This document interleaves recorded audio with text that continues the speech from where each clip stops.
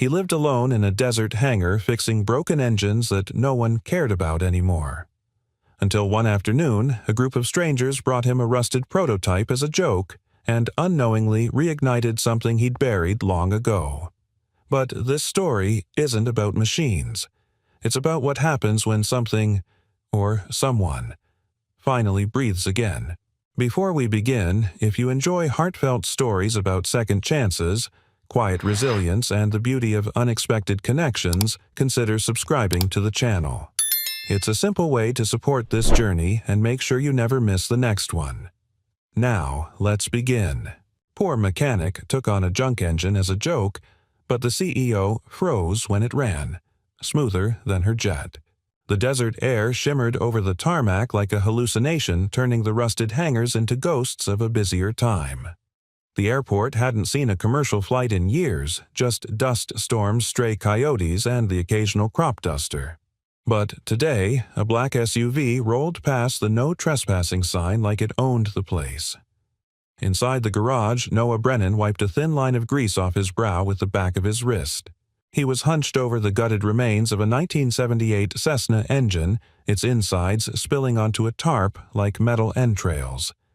He moved slowly but with precision, like a man who'd spent his life listening to the hums and murmurs of machines others had long stopped hearing. The door creaked open. Noah didn't look up. "Excuse me," a voice called out, young, cocky, clipped. "You the mechanic?" Noah adjusted a wrench, then glanced sideways. 3 men and a woman in business casual attire stood framed in sunlight. The woman wore Ray-Bans and held a tablet. The tallest guy chewed gum like he was trying to prove something. "We've got something for you," the tall one said. "Thought you might want to take a crack at it. You know, for old time's sake." Now Noah looked up, his face shadowed beneath his weathered cap. "What is it?" he asked flatly. The woman tilted the tablet so he could see. A grainy schematic filled the screen. Familiar lines, intricate curves. Noah's body stiffened. Thundercore. He hadn't seen that name in 15 years. "You recognize it, huh?" Gumchewer grinned. "Found it in one of our storage yards. A total wreck. Prototype, I think. Doesn't run. Never did." "And you brought it here?" Noah asked, already knowing the answer. "It's a joke," said the woman, her voice tight. "One of the guys bet he could get you to touch it. You used to work with Ventra, didn't you? Back when this thing was still a dream." Noah's eyes narrowed. The engine they were referring to, the Thundercore, was no joke to him. It was the project that had destroyed everything. A radical propulsion design shelved after a critical failure during testing. One man was nearly killed. Noah had taken the fall. Publicly, quietly, permanently. He wiped his hands and stood. "Where is it?" he asked. The group exchanged glances. "Out back," Gumchewer said. "We towed it in. Figured if anyone could make it sputter, it'd be the ghost who designed half of it." "I didn't design it," Noah said. "Just made it breathe." They laughed, not unkindly. The kind of laugh you give a veteran you think is harmless now. "You'll try it?" the woman asked, still studying him. "I'll look," Noah muttered. "That's all." The Thundercore sat behind the hangar under a faded tarp, its casing oxidized, panels missing. But Noah knew its shape like he knew the lines on his own palm. The intake design had been his obsession. The coupling system, Timothy's. His jaw clenched. He reached out, touched the metal, and felt warmth, memory. A hum beneath his fingers that wasn't there but used to be. One of the engineers, a short guy with thick glasses, stepped forward. "You really think you can get it to fire?" Noah didn't answer. He circled the engine, slowly assessing. "It's dead, old man," another said. "It never even worked." Noah crouched beside it, examining a corroded fuel line. "Then why are you still talking to it?" Silence. "You really gonna mess with it?" Glasses asked. "I'm not here to prove anything," Noah said quietly. "But if you're gonna mock a machine that almost killed a man, you better hope someone remembers how to treat it with respect." The woman approached him later while the others stepped away to check their phones. "I'm Natalie," she said. "They're not bad kids. Just..." don't understand what it is." Noah looked at her for a moment. "Do you?" Her mouth twitched. "No, but I want to." She held out a worn envelope. "This came with it. Internal memo. Figured you might want to see it." Noah opened the envelope. A folded piece of paper slid out an archived cancellation notice. Project Thundercore discontinued by order of Executive Vice President V. Hart. Vivian Hart. He knew the name. Everyone in aviation did. He handed it back without a word. "You knew her?" Natalie asked. Noah stood. "I knew what her pen could do." She didn't ask what he meant. That night, under the cracked tin roof of his trailer, Noah stared at the tarp covering the engine outside. The desert wind rattled windows that hadn't been sealed properly in a decade. But all he could hear was Timothy's voice, excited, too excited, saying, "We're going to change how the sky works." Noah had told him to wait. Test again. Timothy hadn't listened. Or maybe Noah hadn't spoken loud enough. Either way, when the fuel lines burst and the fire came, only one man was left to take the blame. And he had. He stepped outside. The stars were cruel and bright above the desert. He walked to the engine and sat beside it. "I never thought I'd see you again," he whispered. "Guess neither of us got the ending we were promised." The machine said nothing, but in the silence, Noah made a decision. He'd fix it. Not for them. Not for redemption. But because no machine deserved to die without someone who believed it still had something left to give. And maybe, neither did he. The next morning arrived with the hush of early desert light, and Noah was already at work. The Thundercore sat in the open, now stripped of its tarp like a patient on the table. A few birds fluttered overhead, cautious of the sudden signs of life in a place long considered dead. Noah leaned over the casing, hands black with grease and history. He worked with a calm intensity, no fanfare, no drama, just a steady rhythm like breathing. It had been years since he'd touched anything this advanced, but his fingers remembered things his mind had tried to forget. He was bent over the intake valve when he heard the crunch of tires on gravel. Not the SUV from yesterday. This was smoother, lighter. A silver sedan pulled up and parked precisely like it was trained to. From it stepped a woman in her mid-40s, tall, impeccably dressed in a tailored navy suit, hair pulled back with severe precision. She didn't belong here. That was obvious from the way the sunlight bounced off her heels, clean sharp, unbothered by the dust. Noah didn't straighten. "You must be Mr. Brennan," she said. He grunted in acknowledgement, not turning. She walked closer, heels tapping against the concrete. "I'm Vivian Hart, CEO of Ventra Aerotech." That made him pause. He looked up, his eyes squinting against the light. Her face was composed, unreadable, the way only people in power learn to wear. "I know who you are," he said flatly. "I heard about the Thundercore," she said, "and that you were working on it." "I'm not working on it," he replied. "I'm listening to it." Vivian blinked, the edge of her expression flickering. "It was never completed," she said. "The data was inconsistent. The risk unacceptable." "It wasn't the engine's fault," Noah said, turning back to the machinery. "It was ours. We rushed it, pushed too hard, ignored the things that whispered instead of screamed." There was silence. "I authorized the termination of the project," she said, voice steady. "I know." She studied him. "You don't seem angry." Noah gave a bitter laugh. "I was, for a long time. But anger doesn't fix what's broken. Regret does. If you're lucky." Vivian walked slowly around the engine, eyeing it like a relic. "It's a museum piece now." "No," he said. "It's a promise. One we broke. One that still wants to be kept."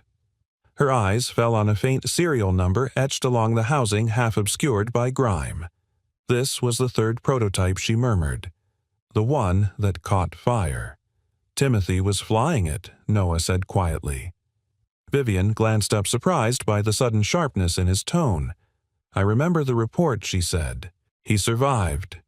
He did, Noah said. But not whole. You don't forget waking up in a hospital and seeing your friend covered in burns because you missed something. He left the industry. I left too, just a little slower. Vivian folded her arms, unsettled. I signed off on the cancellation because it was necessary. Noah nodded. Maybe it was. But what if the engine wasn't a failure? What if we were the ones who failed it? He stepped aside, gesturing for her to look closer. You know what's wrong with this casing? He asked. She hesitated, then leaned in. The burn marks are only on one side. Fuel leaked from a line. Timothy adjusted the night before. Not the engine's fault. It wasn't even part of the original design. Vivian's brow creased. That was never in the report. I buried it, Noah admitted. Said it was a systems failure. I thought it would protect him. And maybe. I didn't want the world to know. I let someone override a call I should have stood by. Vivian's arms slowly dropped to her sides. The wind picked up, carrying a wisp of dust across the tarmac. Why are you telling me this now? She asked quieter. Because you came here expecting to see a ruin, Noah said. And maybe you still will. But I see something that deserves one more chance. Don't you ever wonder what would have happened if we'd slowed down? Listened better? She didn't answer right away. Then almost to herself, I haven't slowed down in 20 years. Noah met her gaze. Maybe you should start. The silence between them wasn't hostile, just unfamiliar. Two people standing at the ruins of a dream neither of them was willing to fully admit still meant something. Vivian turned to go, then stopped. I'll be back tomorrow. Noah tilted his head. Why I want to see what happens next, she said. Then added after a beat, I'll bring coffee. That night, Noah sat on the steps of his trailer watching the sky dim into violet and gold. He held a worn blueprint in his lap, the corners curled, the ink faded. It was the original schematic for ThunderCore version 1. The version drawn before cost projection, shareholder expectations, and deadlines buried its soul. He traced a line along the intake coil. Timothy's handwriting ran along the margin. Make it breathe like a bird, not growl like a beast. Noah smiled faintly. He hadn't thought of Timothy's words in years. But now, under this sky, with Vivian Hart of all people promising to return, something stirred in him. Not hope. Not yet. But maybe the idea that the past wasn't just a weight. Maybe it was a compass. And maybe it was pointing somewhere new. The next morning, Vivian returned just after sunrise. She wore jeans and a simple cotton blouse, both too new for desert dust but far less formal than before. In her hands were 2 paper cups, their lids steaming slightly in the cool air. Noah was already working, crouched beside the ThunderCore, his face hidden beneath the brim of his cap. A single radio, perched on the fender of an old truck, played jazz, soft, smoky saxophone winding through the silence. Vivian hesitated. She wasn't used to showing up anywhere without an appointment, or silence being anything but awkward. Black coffee, she said, finally holding out a cup. Noah took it without looking up. Didn't take you for the kind to remember someone else's preferences. I don't, she replied. I guessed. A ghost of a smile twitched at the corner of his mouth. Good guess. She crouched a few feet away, watching him run his fingers along the curvature of the intake housing like a violinist checking tension on a bowstring. I have engineers, she said. Dozens of them. Top of their class. They work with simulations and AI modeling. But none of them do. This Noah asked without glancing up. Touch a machine like it might touch back. He was quiet for a moment, then straightened his back, wiped his hands on a rag. His eyes met hers, clear, piercing, the kind that didn't ask permission to be honest. I was raised by machines, he said. My dad ran a repair shop for crop dusters. We didn't talk much, but every day he'd start an engine and listen. Just listen. He said machines always speak first if you're quiet enough to hear. Vivian tilted her head, intrigued. What do they say? They say what they need. and sometimes what they've lost. She sipped her coffee. That's poetic. It's mechanical. Noah moved toward the side panel and gestured for her to come closer. Tentatively, she stepped forward. "Put your hand here," he said. She hesitated, then did as he instructed, pressing her palm against the cool metal. "Now, close your eyes," he added. "Tell me what you feel." Vivian closed her eyes. Silence, the kind that vibrated in your teeth. The faintest hum may be imagined. "It's still," she whispered. "But not dead," Noah said. "You can feel the tension in the frame, the way it holds breath even now. This engine wasn't built to roar, it was built to sing." Vivian opened her eyes and looked at him, startled by the intimacy in his tone, not romantic, but reverent. "How long has it been since you touched one of these?" she asked. 15 years, he said. "Not because I couldn't, because I wouldn't." "Why now?" He turned back to the Thunder Core, ran his fingers over a weathered bolt. "Because you brought it back," he said, "even if you didn't mean to." Vivian didn't respond right away. She felt something shift inside her, unsettling but not unpleasant, like a house settling into its foundation after a long storm. Noah continued working as she watched tools clicking in rhythm with the jazz floating through the air. There was grace in the way he moved, precise, patient. Every bolt loosened with care, every wire tested like it had history. And maybe it did. After a while, she wandered toward the back of the hangar where an old corkboard still clung to the wall. Yellowed photos, curled blueprints, and a faded photograph of two younger men. One of them, clearly, Noah, stood beside a half-complete engine with matching grins and greasy hands. She stared at the other man. Timothy. "You kept this up all these years?" she asked, gesturing toward the board. Noah walked over, wiping his hands. "No," he said. "I left it here and never came back." Vivian glanced at him. "Why didn't you throw it away?" "Because some days the best thing you can do is let something wait for you to be ready again." She studied the photograph again. Timothy looked impossibly young, full of fire. "He was the reason I canceled the project," she admitted. "Seeing him in that hospital bed, I'd never felt so useless." "You weren't," Noah said. "You made a call to protect the company, maybe even the world. That's what executives are trained to do, but not always what the heart wants." The hangar fell quiet again. Outside, the wind swept across the cracked runway. A distant hawk circled the ridge. Inside, something else circled Gilt Hope, something harder to name. Noah reached into a metal drawer and pulled out a tarnished piece of copper with notches like teeth. He handed it to her. "This is the original fuel bypass switch," he said. Timothy replaced it with a newer prototype the night before the test. The one that failed. Vivian turned it in her hand. It was heavier than it looked. Worn, but solid. "I blamed the system," she said quietly. "But it was always easier to blame something you can't see." Noah nodded. "The system doesn't wake up screaming. People do." They stood like that for a while. Two silhouettes framed by steel and sunlight caught in the echo of a choice made long ago. Vivian finally broke the silence.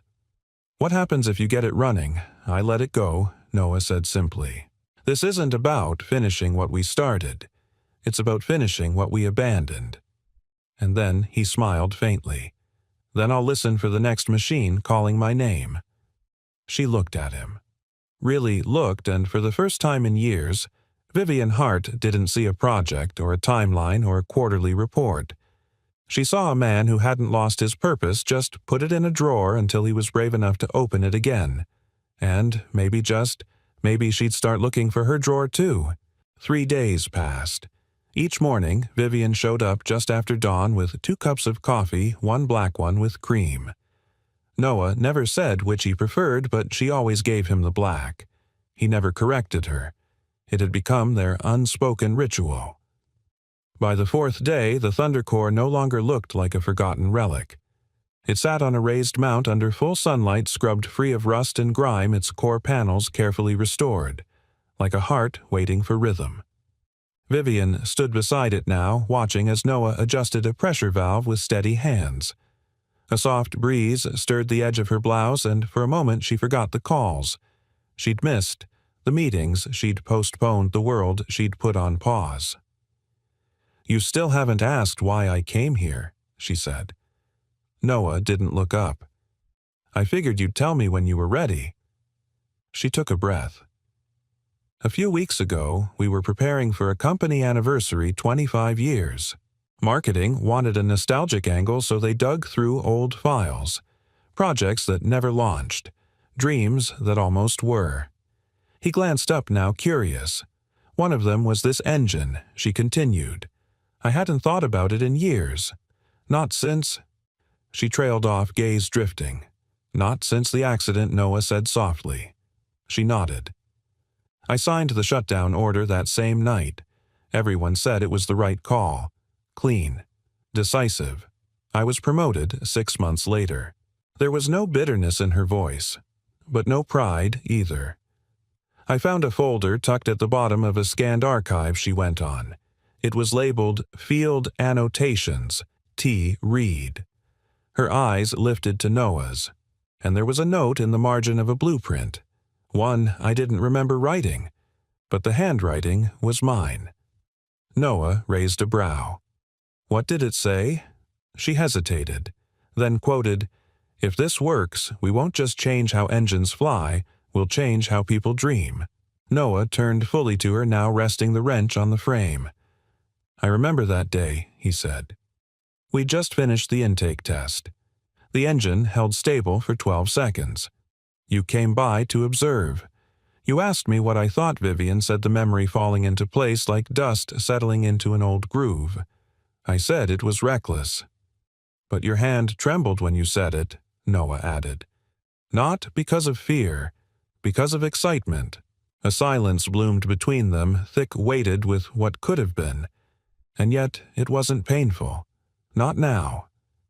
"I forgot I used to care that much," Vivian said, almost to herself. "Somewhere along the way, I traded dreams for data." "That's what leadership teaches," Noah replied. "Keep the train running, even if you're not sure where the tracks go anymore." She turned back toward the engine. "I didn't come to shut this down. I came to understand what I gave up." Noah studied her. There was no makeup today, no armor in her posture. She looked younger, not in appearance but in spirit. "You regret it?" he asked. "Regret implies I would have done differently," she said. "But the truth is, I don't know if I could have." Noah nodded slowly. "Then maybe it's not about changing the past. Maybe it's about giving the future a better story." She looked at him, and something in her expression softened. "You always talk like machines are alive," she said. "They are," he said. "At least the good ones." A moment passed, and then she pulled a folded piece of paper from her bag and handed it to him.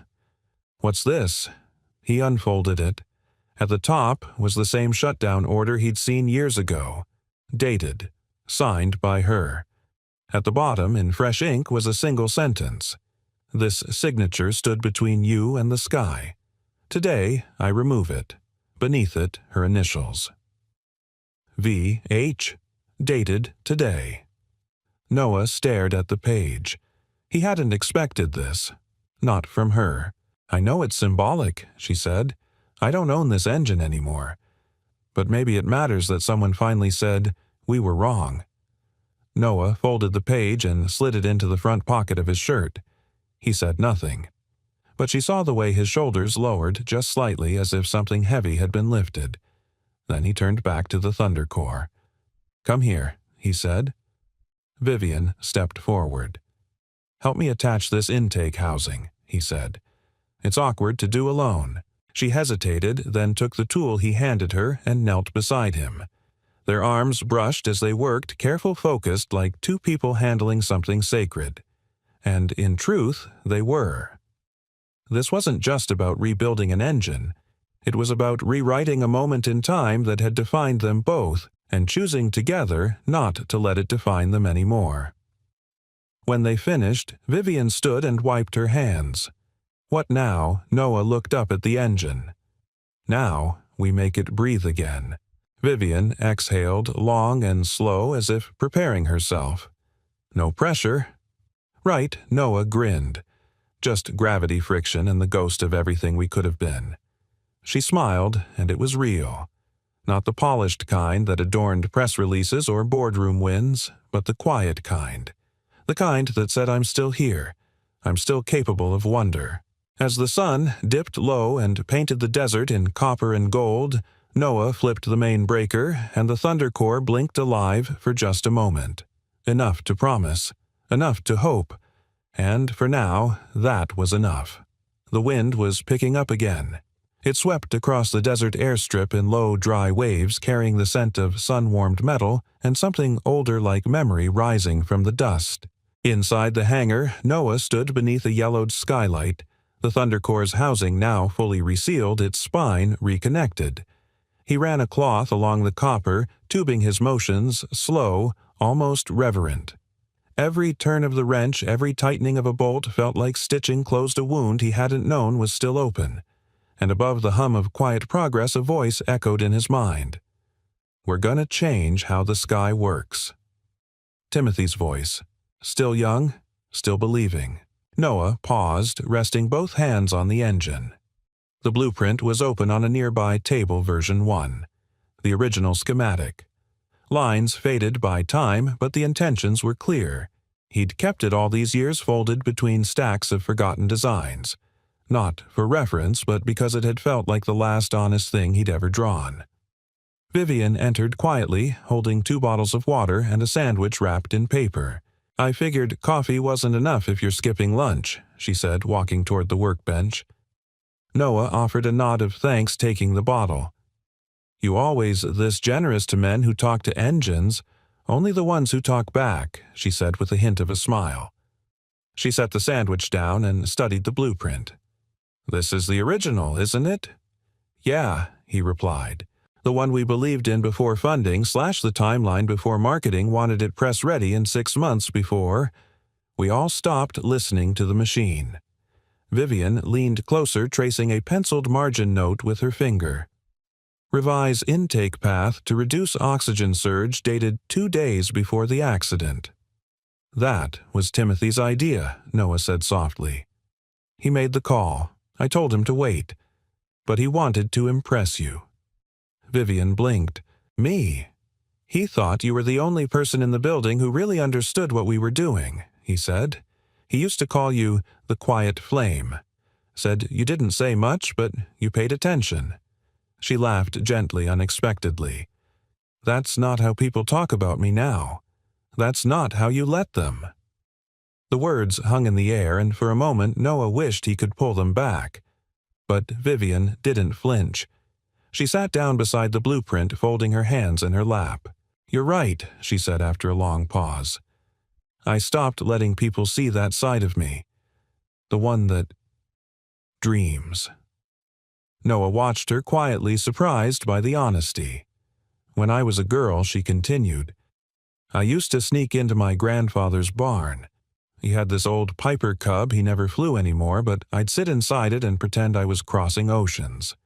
I used to tell myself I'd design a jet so quiet it could carry people to new worlds without waking the sky. He said nothing. Just let her speak.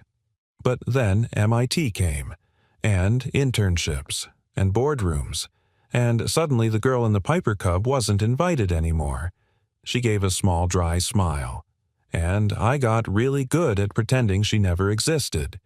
You don't sound proud of that, he said. I'm not. A long moment passed between them. The kind of silence that didn't feel empty, just full of the weight of things that should have been said long ago. I think that's why I really came here, she said finally.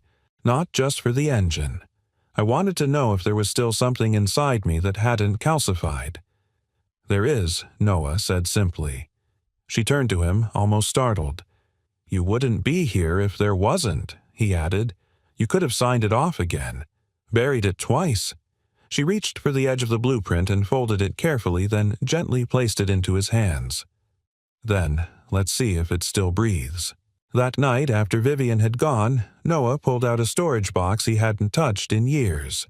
Inside were old photographs, project notes, a cracked metal nameplate, Timothy Reed, lead engineer.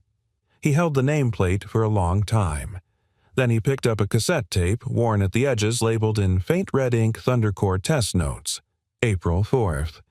He walked over to the old tape player on his shelf, had to blow dust out of the slot, and slid the tape in. A soft click.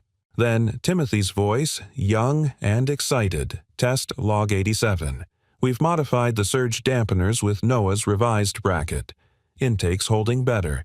If we can stabilize at 3,000 RPM for more than 20 seconds, we're in uncharted air. Noah says, wait. I say fly. Time will tell who's right. The tape crackled and cut. Noah sat there in silence. Hands folded. Heart full. He didn't cry, not this time. But something inside him shifted like an old machine turning over for the first time in years. He stood, walked to the Thundercore, and ran his hand along the casing one more time. We're not building perfection, he whispered. We're building permission. To forgive. To hope. To try again. In the distance, the wind carried a low howl over the desert ridge curling through the hangar's broken glass like breath. The engine didn't answer, but Noah didn't need it to. Not yet. By the 6th morning, the desert felt different. Not cooler Arizona in June made no such promises, but alive in a way Noah hadn't felt in years. The sun hadn't even cleared the ridge, yet the air shimmered faintly as if the earth was holding its breath. The Thundercore engine stood at the center of the hangar like a relic reborn, surrounded by tool carts, diagnostic cables, and scattered memories. Vivian arrived with a quiet knock on the frame of the open hangar door. She carried no coffee this time. Instead, she held a small paper bag and 2 ceramic mugs. I figured we'd graduated from takeout lids, she said. Noah raised a brow. You're trusting me with real dishes now. You haven't broken anything yet, she replied, walking toward the old workbench near the back. They sat without speaking for a moment. The mugs between them steamed gently. She'd brewed it herself, strong, smooth, and earthy like something pulled from old habits. It felt strangely domestic. Vivian reached into the bag and pulled out 2 slices of banana bread wrapped in wax paper. Don't get used to this, she warned. Noah chuckled, noted. He took a bite. It's good. It's from a cafe 2 blocks from my apartment, she said. I haven't been there in years. Used to go every Saturday morning. Before everything. She didn't clarify. She didn't need to. He nodded, taking another bite. Funny how routines die quiet deaths. And how loud they get when they come back, she added. They sipped in silence for a while, the engine looming just beyond them like a sleeping giant. The diagnostics were nearly done. A few final systems remained, but it was close now. So close Noah could feel the hum beneath his palms like an animal waiting to stretch its legs. Vivian broke the silence. Do you ever wonder what you'd be doing now if it hadn't failed? He didn't look up. Every day. She studied him. And I used to think I'd be designing high-altitude jet systems in a windowless lab, he said, giving TED Talks, signing books about innovation. And now he looked at her, his gaze steady. Now I think maybe this, he gestured around the hangar, was always where I was meant to be. She leaned forward. You don't resent it? No, he said. I resented it for a long time. Then I realized something. What? That the things that break us sometimes hand us the blueprints for who we're supposed to become. Vivian sat back, folding her hands around the mug like it was something warm she'd nearly forgotten how to hold. I envy that clarity, she said softly. You don't have it. She shook her head. I have spreadsheets. I have projections and votes of confidence and board expectations. But clarity. She gave a quiet laugh. Not for a long time. Noah studied her eyes, narrowing not with judgment but with understanding. Then why are you here? She hesitated, then set her mug down with both hands' fingers lingering at the base. Because I think I wanted to watch someone do something for the right reason, she said. Not for a paycheck. Not for applause. Just because it was worth doing. Noah looked at her, his face unreadable for a long beat. Then he stood and walked toward the engine. He ran a hand along its frame.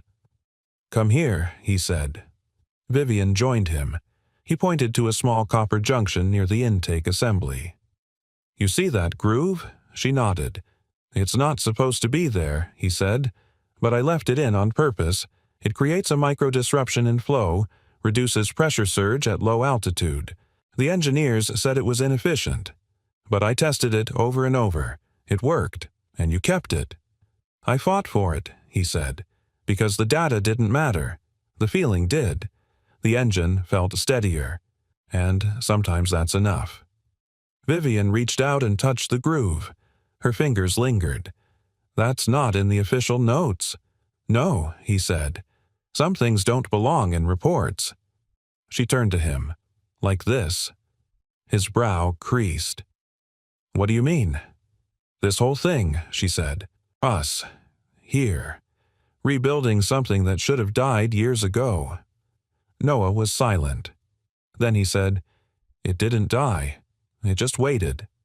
Their eyes met, and for a moment the hangar felt small, like a cathedral filled with the weight of something sacred and old.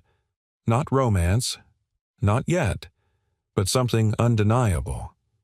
Vivian looked away first. "I have to go back tomorrow," she said. "To the city, to the world." He nodded slowly. "Makes sense."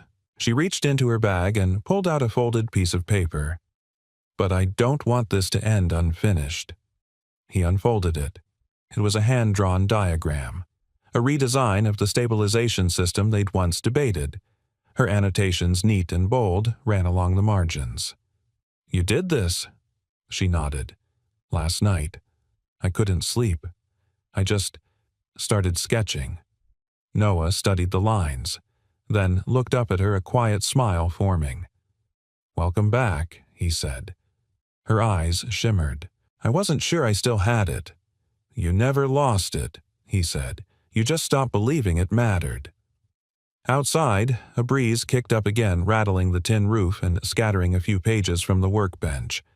Vivian caught one mid-air and laughed free light, nothing like the woman who had first walked into his hangar days ago.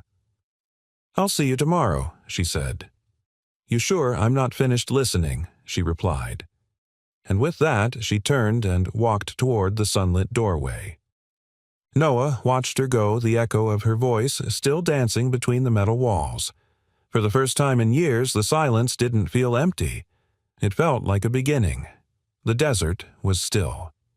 It was the kind of stillness that came just before the moment something happened, the brief, breathless pause before the world remembered to turn again. Inside the hangar, the Thunder Core sat gleaming under the morning sun like a beast roused from a long sleep. No longer forgotten. No longer broken. Ready. Noah stood beside it, arms crossed, a faint tension in his shoulders betraying what his face refused to show. Vivian was running late. It wasn't like her. Since the day she'd first stepped into the hangar, she had arrived each morning like clockwork, coffee in hand, mind sharp, presence grounded. But today, 20 minutes had passed, and she was nowhere to be seen. He didn't check his watch. He didn't pace. He simply waited. And in that waiting, he realized something he didn't want to start without her. Not because she needed to see it, because he needed her to. The past week had been more than a restoration project. It had been a return to the work, yes, but also to himself. And somehow she'd become part of that return. Her questions, her sketches, her silence when it mattered. She wasn't just watching, she was witnessing. The roar of tires over gravel interrupted his thoughts. A moment later, the familiar silver sedan pulled up. Vivian stepped out, slightly flushed hair, a bit tousled. No coffee today, no bag of banana bread. But she was smiling. "I had to stop by the office first," she said. "Didn't think I'd miss anything." "You didn't," Noah replied. "I was waiting." She blinked, touched by the admission, but said nothing. She stepped into the hangar and looked at the engine, then at him. So this is it. He nodded. Final diagnostics are clear. All systems green. We're ready. Vivian walked a slow circle around the Thunder Core, her heels echoing across the concrete floor. The air felt charged, the kind of energy you feel before a lightning strike. "Let's do it," she said. Noah moved to the control panel. He didn't rush. Every motion was measured, his fingers dancing across switches, his eyes scanning pressure readouts and power levels like a pianist testing keys before a final performance. Vivian stood back watching. This is what he was born for, she thought. Noah turned the ignition key. Nothing happened. The room held its breath. Then click. A low rumble. A vibration. A sound like the first heartbeat in a newborn's chest. The engine sputtered, coughed, growled, and then it sang. A clean, rich whir pulsed from the turbine, rising into a steady, thrilling hum. The kind of sound you don't just hear, you feel in your ribcage, in your palms, and the marrow of your bones. It wasn't loud. It wasn't showy. But it was alive. Noah stepped back slowly, eyes wide, not with surprise, but reverence. Vivian's hands went to her mouth. She wasn't crying. Not yet. But her throat caught and she blinked hard. "It's beautiful," she whispered. Noah nodded. "It's better than it ever was." He walked toward the engine, gently resting one hand against its side. "It doesn't roar like we designed it to. It breathes, like it waited this long just to exhale." Vivian moved to stand beside him. Together they watched the gauges steady. The temperatures held. The pressure levels hovered exactly where they were supposed to be. Perfection wasn't the goal anymore, but somehow this was better. "This isn't just an engine," she said quietly. "No," Noah said. "It's a second chance." He turned to look at her. "Not just for this machine, for both of us." She met his gaze, and in it there was no boardroom veneer, no corporate composure, just a woman who had once dreamed of crossing oceans in a paper-thin aircraft, and a man who had buried his brilliance under the weight of guilt. And now, standing in front of a machine that should have died 15 years ago, they were both breathing again. Vivian reached into her pocket and pulled out a folded slip of paper. "I brought this." He took it, unfolded it. It was a letter printed on Ventra Aerotech letterhead. A formal statement of retraction. Vivian Hart hereby acknowledges and reverses the judgment made regarding the termination of Project Thunder Core. The engine, once deemed unviable, has now proven operable under revised conditions. Its success is attributed to independent restoration led by Mr. Noah Brennan. At the bottom, her signature. Clean, bold, undeniable. "I wanted it in writing," she said. "Even if no one else reads it but you." Noah held the paper, then folded it gently and slid it into his pocket. "Thank you." "For what?" "For listening," he said. "To me. To the engine. To yourself." Vivian let out a breath she hadn't known she'd been holding. "I used to be afraid of what silence would say to me. And now I think it was always waiting for me to shut up long enough to hear something worth hearing." They shared a quiet laugh. Then Noah stepped back, eyes still on the engine, now purring like it belonged to the future again. "I'm not putting it back in a lab," he said. "This one doesn't belong in a museum." Vivian looked at him. Then, where he smiled. Somewhere it can keep flying even if it never leaves the ground. As the sound of the engine echoed into the morning, Vivian closed her eyes and listened. Not as a CEO, not as the woman who once shut it all down, but as the girl in the barn sitting in the old Piper Cub dreaming of a sky that no longer seemed so far away. The hangar had never been this quiet, not even during its years of abandonment.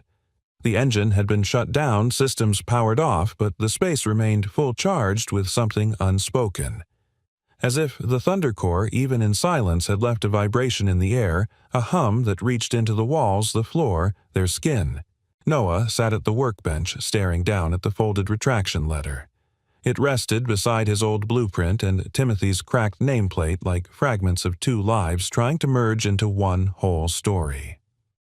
Vivian stood nearby, one hand pressed against the edge of the steel table.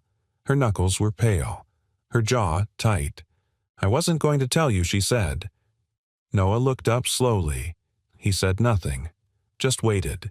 Vivian drew a breath, the kind of breath you take before plunging into cold water. "I wasn't just the executive who signed the project's termination," she said. "I was also the one who submitted the internal memo pushing for it in the first place, the day after the accident, before the report was even finalized." Noah blinked. Once. Then looked away. She continued.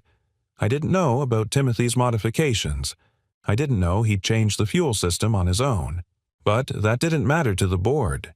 What mattered was the headline, 'Prototype Fire Nearly Kills Engineer,' and the recommendation from the inside, 'From me.'" She swallowed. "I thought I was protecting the company. I told myself I was protecting you, that if we acted quickly they wouldn't come after you." Noah's jaw tensed. "You thought you were protecting me by erasing what we built?" he asked. Vivian stepped closer. "I thought I was protecting what you could become. I didn't think you'd disappear." He stood slowly, hands flat on the table. "I didn't disappear," he said. "I was buried." His voice wasn't angry, but it was heavy. It carried the weight of years he didn't talk about. Years he'd spent staring at broken things because he couldn't bear to face the one thing that had broken him most. Vivian's voice softened. "I never stopped wondering if I'd made the wrong call." "Then why didn't you reach out?" "Because I was a coward," she said. "Because by the time I realized what I'd done, you were already gone. And I convinced myself you were better off out of it." Noah turned away from her, moving to the other side of the hangar. The light streaming through the high windows caught the edge of his profile, lined, tired, proud. I blamed myself for everything he said. The failure, the injury, the fallout. I carried it like a badge, told myself I deserved it. He looked at her now, and for the first time there was no filter in his voice. "But I didn't know you were the one who lit the match." The words hung in the air. Vivian flinched but didn't look away. "I did," she said simply, "and I've spent every year since trying to become the kind of person who wouldn't do that again." Noah crossed his arms. "And are you?" "I'm here," she said. "Not as your boss. Not as a CEO. Just as someone who finally stopped running." He nodded slowly, then looked at the Thunder Core. "You know what saved that engine?" he asked. She shook her head. "I stopped trying to fix it," he said. "I started listening to it, letting it tell me what it needed. Piece by piece." He turned back to her. "That's how people work too." Vivian's voice trembled just slightly. "So what do you need?" He hesitated, then walked toward her. Close, but not too close. "I need to stop being angry at ghosts," he said. "And I need to forgive the person who put them there." Her eyes welled, but she didn't blink them away. "I'm sorry, Noah." He nodded. "I know."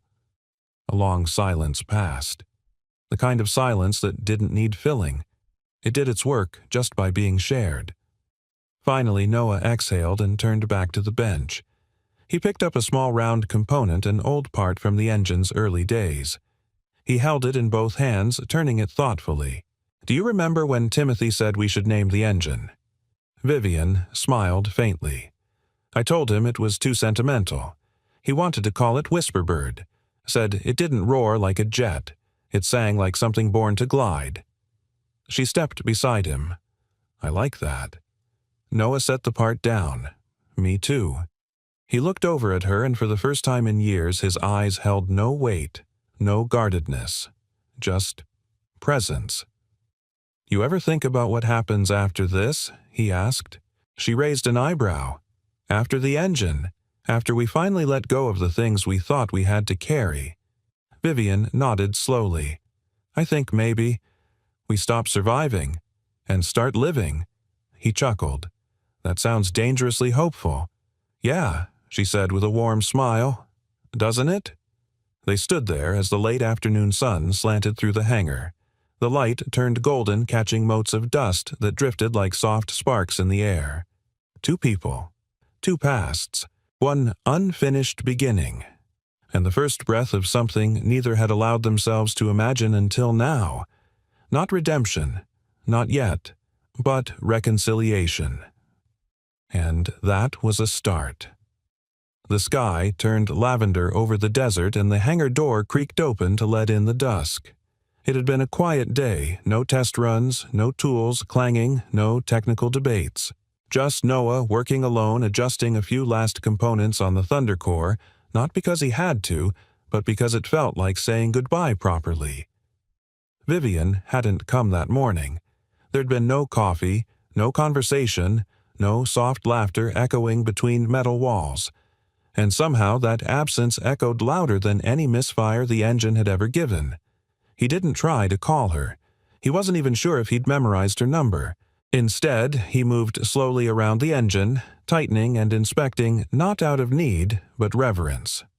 The Thunder Core no longer felt like a project or even a symbol. It felt like a closing chapter, one he hadn't realized he needed to finish before starting a new one.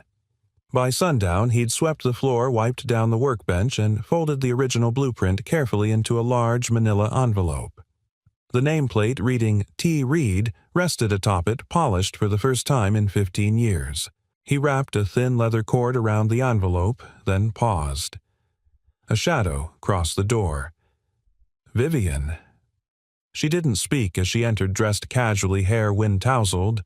There was no briefcase, no mug, no signature coat of armor that typically followed her. Only her. And that was more than enough. "I didn't think you were coming," Noah said. "I wasn't," she replied. "But then I realized something." He tilted his head. She stepped forward, voice soft. "I didn't want the last time I saw you to be when we were both still holding back." Noah set the envelope down and crossed his arms, not defensively, just out of habit. "You're leaving," he said, not as a question. "I have to," she said. "Ventra's waiting, emails, board meetings, the machine I built." He nodded slowly. "But I don't want to go back as her," she continued. Who, he asked? The woman who signs the end of things. Who erases engines because they're too complicated to explain to shareholders. The woman who forgets why she started in the first place. Noah's throat tightened. Then, don't. Vivian smiled gently. "That's the thing. I can't stop being her unless I remember how to start being something else. And I think that starts with asking a question I've never asked anyone before." She reached into her jacket pocket and held out a small white card. Simple. Clean. On it, handwritten in blue ink, dinner.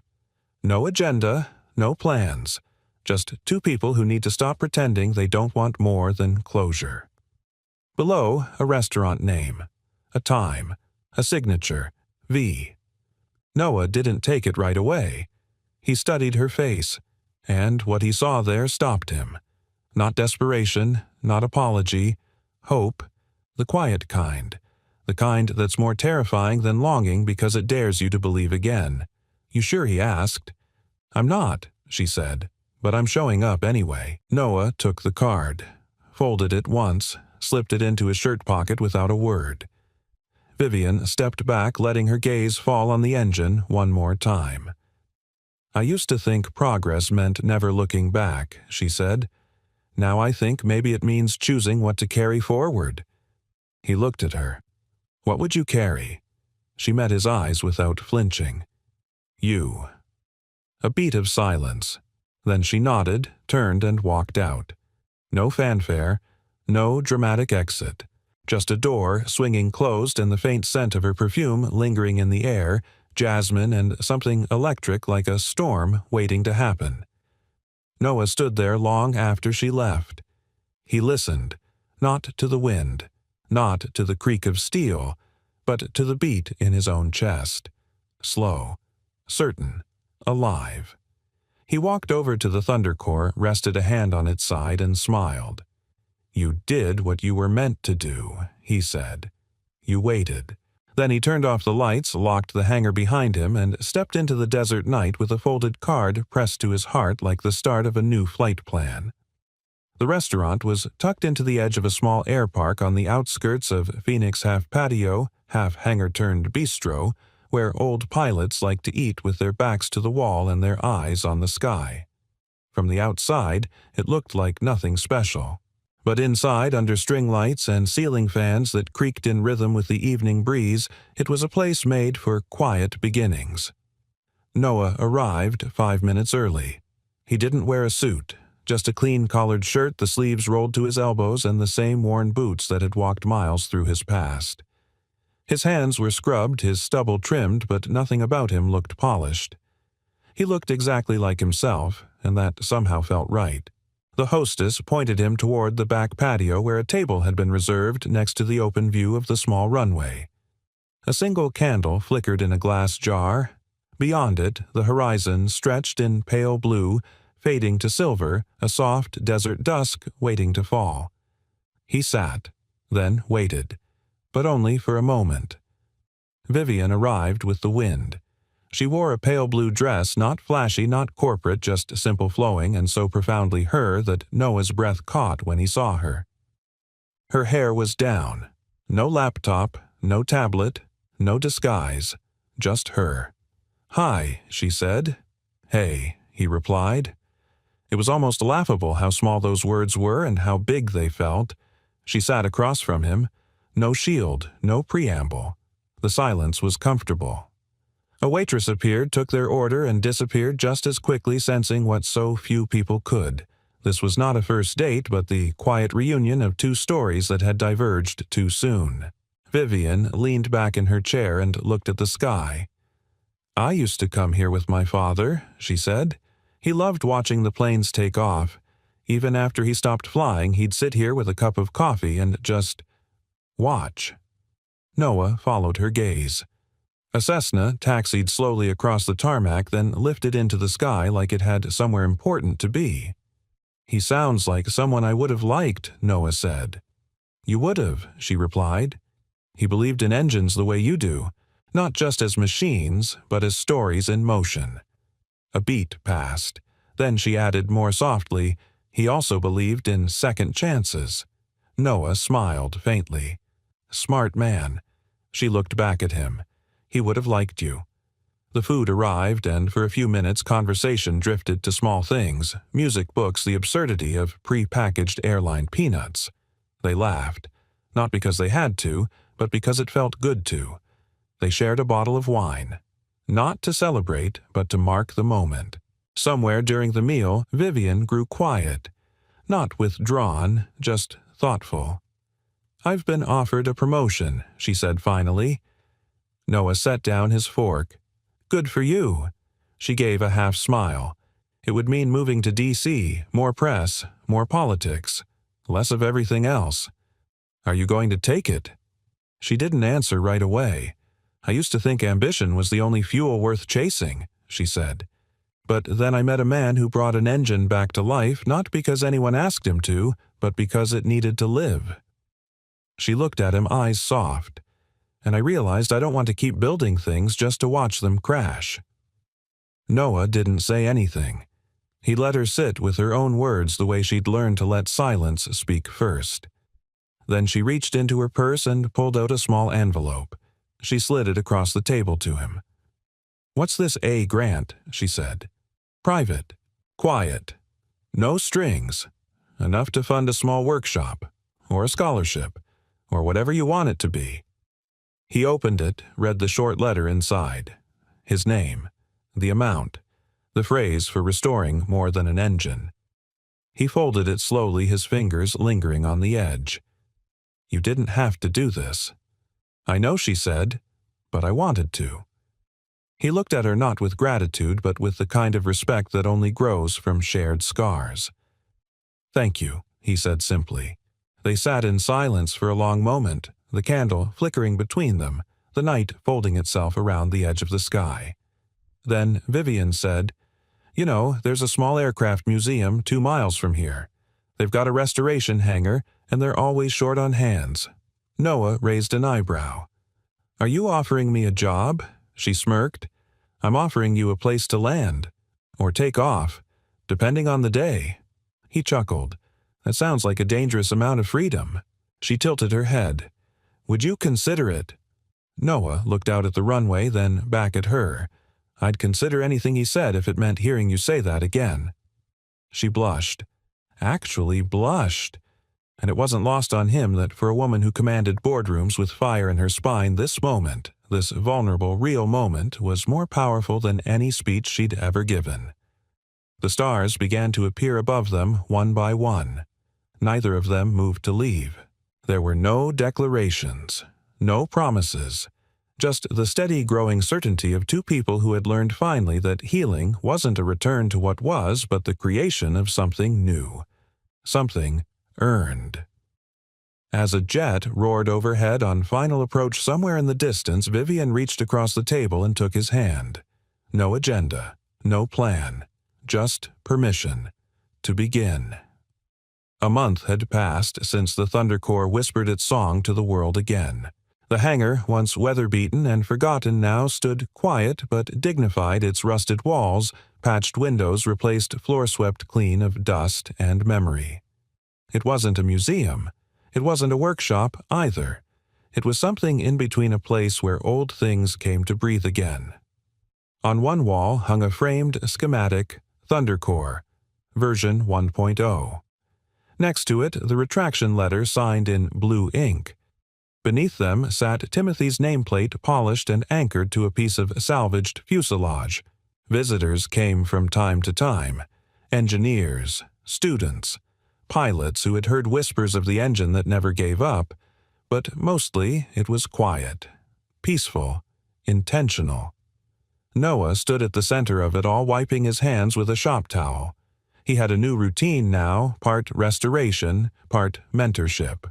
The nearby museum had welcomed his presence with open arms, offering him a part-time role, helping restore vintage aircraft, mentoring interns, and giving the occasional quiet talk about listening to machines like they had something to say. But today wasn't about engines. Today he was preparing for something else. He reached for the final box tucked in the corner, thin, heavy hand-carved, and placed it carefully on a table near the Thunder Corps. Then he stepped back, arms folded, and waited. Right on time, Vivian arrived. She wore a denim jacket over a summer dress, her hair pulled back loosely, her smile easy. She no longer carried a phone in her hand or a checklist in her head. She looked more than anything like a woman who had remembered how to be. "Is this it?" she asked, approaching the table. Noah nodded. "This is it." Vivian opened the box. Inside, resting on deep blue velvet, was a smaller version of the Thunder Corps, an exact replica crafted from leftover metal, polished, smooth, every detail intact. Beneath it, a plaque read, "For the engine that waited and the people who finally listened." Vivian's eyes welled. She ran her fingers over the replica, then looked up at him. "This is beautiful." "It's yours," he said simply. She blinked. "Why?"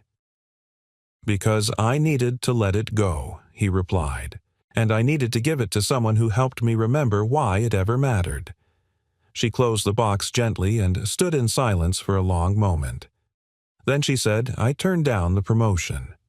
Noah didn't react immediately. He let her words hang there like a bird catching its first wind. "I thought it would feel like failure," she continued, "but it doesn't. It feels like choosing something instead of proving something." He nodded. "What are you going to do?" "I'm starting a new fund," she said. "Small-scale innovation projects.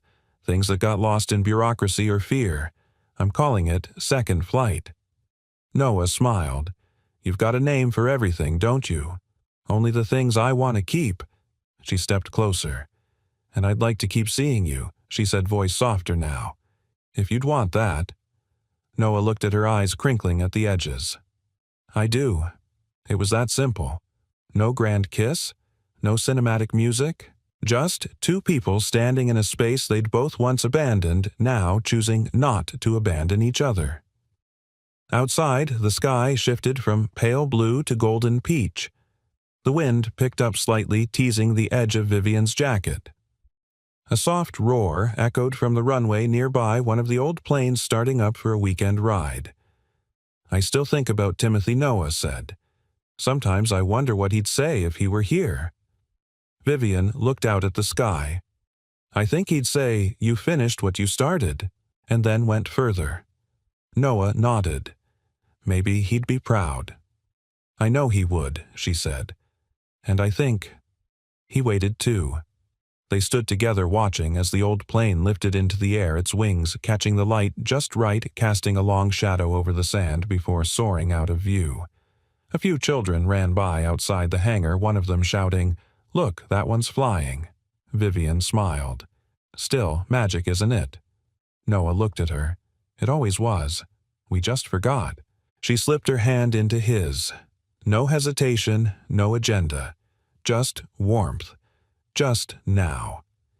And maybe that was the most powerful flight of all, not in engines or airspeed, but in people finding their way back to themselves, back to each other. The jet had waited, and so had they.